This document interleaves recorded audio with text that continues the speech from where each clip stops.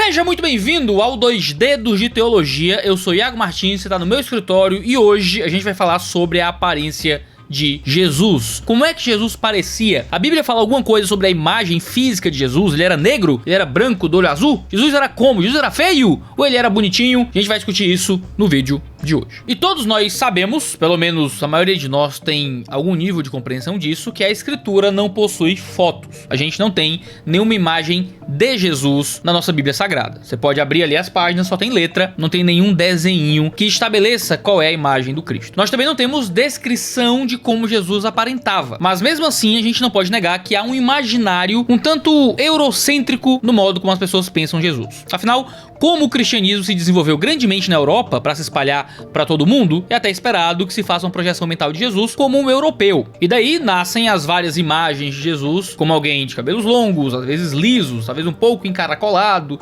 de olhos claros e pele um tanto branca. Essa é a imagem padrão de Cristo nos filmes que eu assisti quando eu fui crescendo, mesmo fora do ambiente de igreja, é a imagem de Jesus que a gente encontra nos desenhos dele por aí. Acontece que nós temos um imaginário um tanto condicionado. Isso é um problema. Mas por outro lado, há aqueles que tentam advogar uma aparência de Cristo um tanto específica. Hoje fica mais famosa a ideia de um Jesus que era negro. Eu mesmo já usei essa expressão para se referir a Cristo. Jesus Cristo era um homem negro. Hoje eu não uso mais esse tipo de linguagem, porque eu entendi que essa também é uma linguagem um tanto equivocada. O argumento de um Jesus Cristo negro geralmente está atrelado à geolocalização do Oriente Médio e da África. Mas as defesas parecem estar muito carregadas de um tipo de viés político em prol de uma pauta social. Diante dessas polarizações, é preciso que a gente olhe para essa questão com o devido cuidado e tente encontrar as evidências que temos sobre a imagem de Jesus. A Bíblia nunca se privou de descrever a aparência de alguns personagens. Moisés é descrito como um bebê bonito em Êxodo 2:2. Saul foi escolhido como rei por causa da sua altura e da sua beleza imponente em 1 Samuel 9. Davi tinha olhos amáveis e era bonito, assim como também era seu filho Adonias. Ou seja, a Bíblia não considera a aparência algo irrelevante. Então, porque logo no caso de Jesus, nada é dito. Essa ausência da descrição da aparência de Jesus não está somente nos evangelhos, mas também nos escritos cristãos que são datados dos primeiros séculos. E o motivo é óbvio, as pessoas estavam mais preocupadas em falar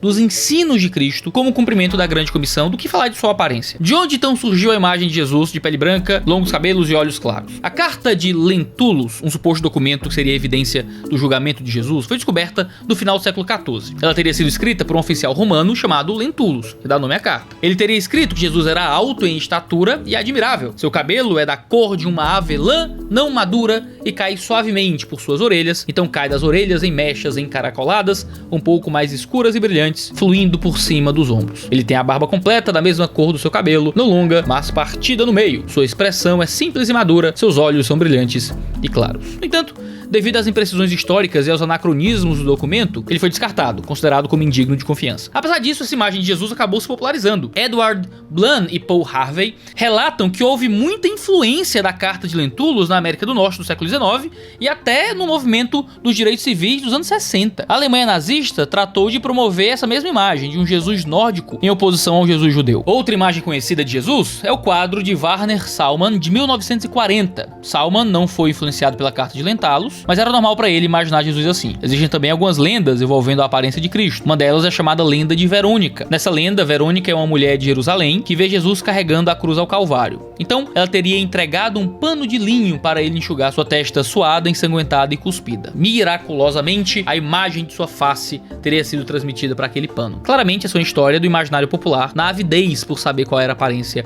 de Cristo Jesus. Porém, é interessante para analisar como esse imaginário crescia. Franciscanos tinham o costume de ir até a casa de Verônica em busca dessa relíquia por volta do século XV. Imagens de Jesus a partir do pano de Verônica foram pintadas, resultando em imagens como essas que vocês estão vendo aí na tela. Objetos como esses de Verônica são chamados de archeroptai. Eles trazem interesse popular porque são associados a milagres. Outros archeroptai que surgiram e geraram lendas de como Jesus aparentava são os Mandlon, cuja lenda remonta ao século X, e o Archeropta luterano, cuja existência já era mencionada na Liber Pontificalis, a vida dos papas. As histórias por detrás dessas imagens estão envoltas por um misticismo que não encontram respaldo bíblico, mas que apelam muito ao emocionalismo popular e o seu interesse de ver como Jesus era. O arqueropita bem famoso, que provavelmente já ouviu falar, é o sudário de Turim. É dito que esse é o sudário que envolveu Jesus em seu sepultamento, e a imagem de Jesus passou para ele, e nele ele permaneceu. No entanto, não há um testemunho claro da sua existência desse sudário antes do século XIV. Testes feitos por Walter Macrone mostram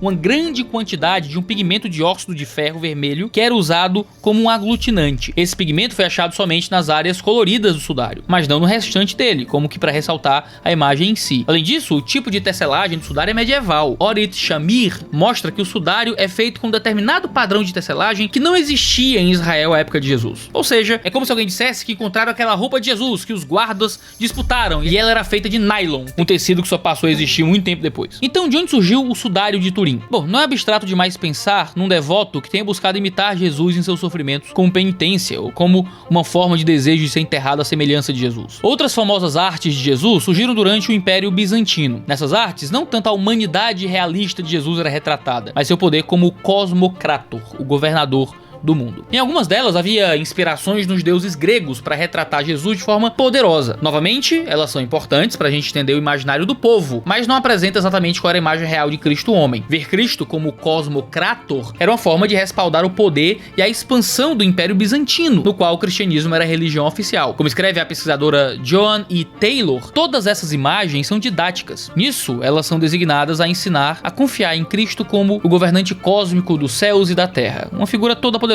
que fala para comandar seus seguidores, alguém que retornará para reivindicar o poder total sobre o mundo. Elas antecipam sua aparição em glória no fim dos tempos. Por outro lado, também há imagens feitas para retratar a humanidade de Jesus enquanto jovem. Um quadro do século VI mostra um Jesus jovem sendo batizado por João Batista. Na imagem, Jesus parece ser um tipo de hermafrodita, na intenção simbólica de representar homem e mulher, toda a humanidade ali. A figura ao lado esquerdo de Jesus representa um deus do rio, mostrando que Jesus é aquele que destrona os deuses pagãos. Continuam havendo inspirações em deuses gregos, como Dionísio, Hermes e Apolo, para retratar Jesus em outras imagens. As imagens do Jesus jovem são mais antigas que as de Jesus como Cosmocrator, trazendo ênfase para sua humanidade, ainda que simbólica. Jesus também é retratado em pinturas como um segundo Moisés. No Antigo Testamento, Moisés é aquele que é mais lembrado pelas dimensões dos milagres que ele realizou, como as 10 pragas do Egito e a abertura do Mar Vermelho. Como lemos nos evangelhos, Jesus fez vários milagres também. Então as descrições que eram feitas a Moisés passaram a serem apropriadas e incorporadas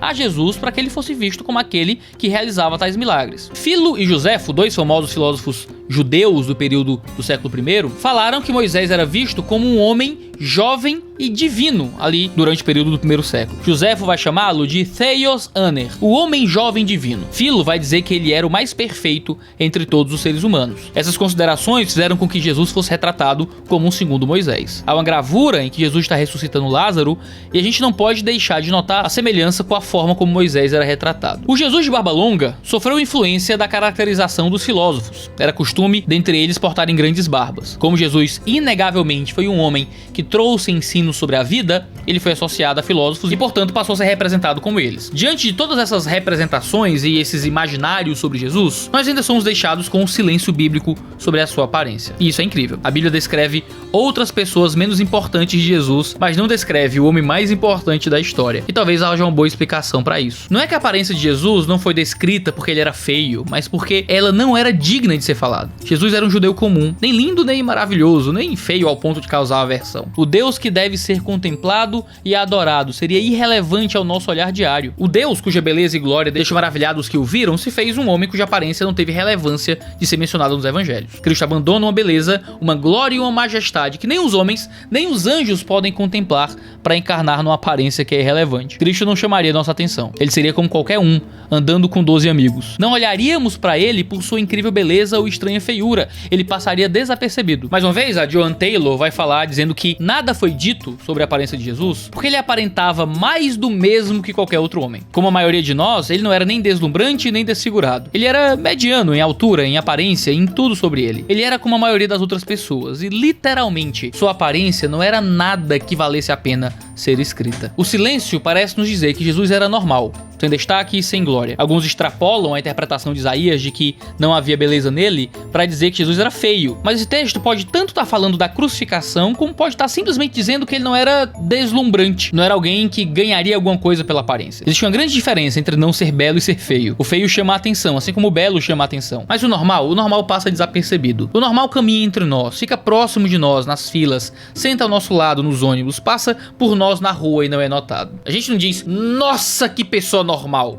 É o belo ou o feio que nos chama a atenção. E Jesus não parece ter sido nenhum nem outro. Ele não parece ter chamado a atenção pela aparência. Ele era irrelevante em sua beleza. Se ele fosse cearense, talvez tivesse o cabeção. Fosse alemão, seria branco. Se fosse chinês, teria o olho puxado, como mostram imagens de Jesus que surgiram durante a catequização jesuíta a partir de 1842. Os povos retrataram Jesus de acordo com as suas próprias imagens. A gente tem ao longo da história Jesus pintado como índio, Jesus pintado como um oriental, Jesus pintado como um negro, Jesus pintado como um europeu. Por causa da catequização europeia, a imagem do Cristo europeu ganhou destaque, mas os povos sempre receberam Jesus, participando dessa humanidade, vendo Cristo como parte de quem eles próprios são, justamente como Jesus deve ser recebido, como um modelo de cada um de nós. Jesus era um judeu comum da sua época media entre 1,58 e 1,67. Não tinha cabelo longo, tinha seus 30 anos, como nos diz Lucas, devia ter um porte físico magro, razoavelmente musculoso pelo seu trabalho e suas andanças, teria a pele morena, olhos castanhos,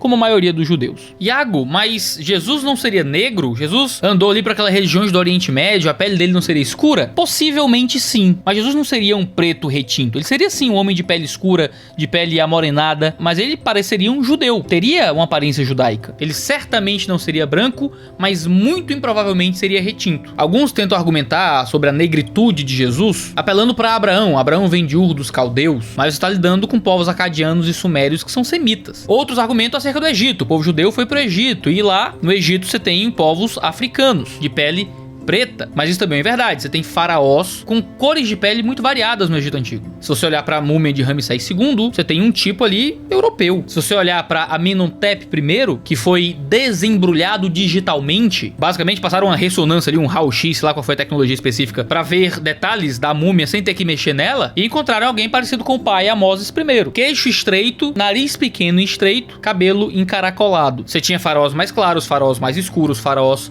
núbios. O fato é que o povo judeu era um povo muito misturado. Você tinha pouquíssimos judeus negros, a maior parte tinha uma aparência realmente bastante árabe, eles eram morenos, um pouco mais morenos, um pouco menos morenos, mas esses dados são geralmente históricos, né? A gente não tem a escritura descrevendo a imagem de Jesus, e isso nos diz alguma coisa. O Deus cuja beleza e glória deixavam maravilhados aqueles que o viam, se fez um homem cuja aparência não teve relevância de ser mencionada. Cristo abandona uma beleza, uma glória e uma majestade que nem os homens nem anjos podiam contemplar para encarnar numa aparência que é irrelevante. Nós não olharíamos para ele por sua incrível beleza, ele passaria desapercebido. O Deus que deve ser contemplado e adorado seria irrelevante ao nosso olhar diário. Assim como vimos os exemplos de imagens de Jesus que representavam o imaginário de um povo por causa de uma ideia a ser transmitida, também hoje é assim que é feito. Assim como a imagem eurocêntrica de Jesus é carregada de uma mensagem, quase que a mensagem de uma cor de pele padrão, a imagem de Jesus encarnado como um grupo social que nos dias de hoje é considerado minoria, também carrega uma mensagem. E dependendo do modo como você cria essa mensagem, você transforma uma cor de pele numa mensagem política. Trazer Jesus pro seu grupo é muito vantajoso, porque você ou o seu grupo se torna um padrão, a imagem e semelhança de Deus. O ponto da encarnação de Cristo não é que ele escolheu encarnar num grupo social específico, com um tipo de cor de pele específica, com uma imagem visual específica, mas ele encarnou como um homem e um homem comum. Dessa forma, ao não ter destaque em sua aparência, é que ele acaba representando todos os homens. Mais importante do que tentar saber como Jesus era, é prestar atenção para o não dito e dar graças que o Deus homem, sem notoriedade, chamou sua atenção e dirigiu para ele o seu olhar através de sua obra, para que você possa vê-lo e contemplá-lo, não fisicamente, não a partir de uma cor de pele, mas a partir da obra perfeita que ele consumou em nós, para que possamos olhar para ele e ver a sua grandeza e a sua obra. Ainda bem que nós não sabemos como era a aparência de Jesus. Isso faz com que cada um de nós, todos os povos e grupos, possam se associar com ele. Isso é uma das grandes bênçãos da encarnação. Esse foi mais um 2 Dedos de Teologia. Se você gostou desse vídeo, não deixe de compartilhar com seus amigos. A gente tem vídeo toda terça e quinta-feira, 10 horas da manhã. Então clica aí em se inscrever e liga as notificações para você ficar sabendo sempre que houver vídeo novo. Um cheiro